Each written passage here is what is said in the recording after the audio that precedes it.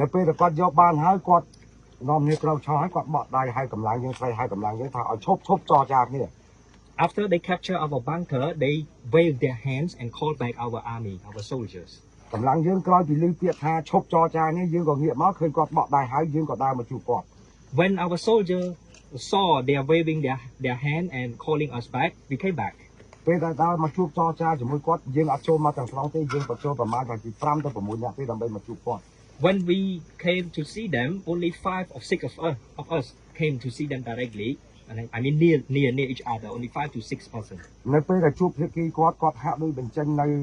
គេហៅថាកាយវិការព្រមទាំងចិត្តសប្បាយរីករាយជាមួយយើងចាក់ដៃចាប់ជើងនិយាយមួយគ្នាល្អណាស់ Thai soldiers show a very good attitude toward us. They smile, they shook our hand, very friendly. ប៉ុន្តែផ្ទុយទៅវិញក្រោយពេលយើងបានធ្វើសារការសន្ទនាចរចាគ្នាឈប់ក្រោយពីការថាឈប់បាញ់ឈប់អីគ្នាទៅវិញហើយគាត់ក៏ហៅថត And then we discussed about the ceasefire, and then after that Thai soldier they call us for a group photo. ដើម្បីរក្សាទុកជារូបថតអនុស្សាវរីយ៍រឿងកម្ពុជាថៃកងទ័ពកម្ពុជាថៃក្រោយពីមានបទជប់អញគ្នា The photo as a reference archive after the ceasefire. នៅពេលកំពុងឈរថតគាត់ក៏បានបញ្ជាឲ្យកម្លាំងគាត់ដែលនៅក្នុងព្រៃលោតមកជុំកម្លាំងខ្ញុំនៅពីក្រោយ But surprisingly, when we are taking the photo, their soldier came from behind and used the gun pointing at us. ឥឡូវខ្ញុំសួរអាយដាមអស់លោកដែលជាសេនានុពលតាមបណ្ដាប្រទេសអាយដាមអស់លោកថាអស់លោកឈឺចាប់ទេនៅពេលដែលយើងមានបទនិយាយឈប់បាញ់ហើយទីបំផុតភាគីថៃប្រើល្បិចឈី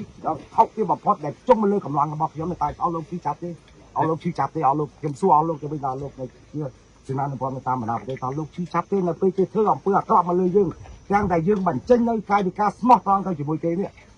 At this point, I would like to ask all excellency here or delegation here, are you feeling bad about this? If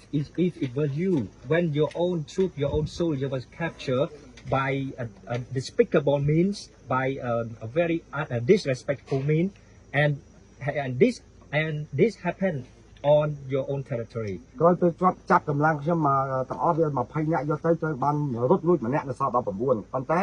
នៅពេលដែលអ្នករត់រួចគាត់រត់មកដល់ឮព័ត៌មានគាត់ប្រាប់ថាប្រហែលជាបាញ់សម្លាប់នៅមុខគាត់2នាក់ទៀត During that time, they captured 20 soldiers of our soldiers, and one escaped and came to report to him.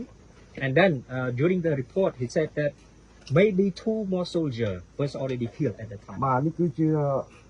ស្ថានភាពរួមទូទៅក្នុងព្រឹត្តិការណ៍5ថ្ងៃដែលខ្ញុំបានទទួលការដឹកនាំបញ្ជានេះគឺសូមអនុញ្ញាតគោរពរាយការណ៍ជូនអាយដាមអស់លោកដែលជាសេនានុពលយោធានៅតាមបណ្ដាប្រទេសទាំងអស់ដែលលោកអញ្ជើញមកទទួលជូនឲ្យអរគុណណាខ្ញុំសូមអរគុណសារថ្មីម្ដងទៀតចំពោះវត្តមានរបស់សេនានុពលយោធាទាំងអស់ពិសេសគឺអរគុណបំផុតមែនទែនសម្រាប់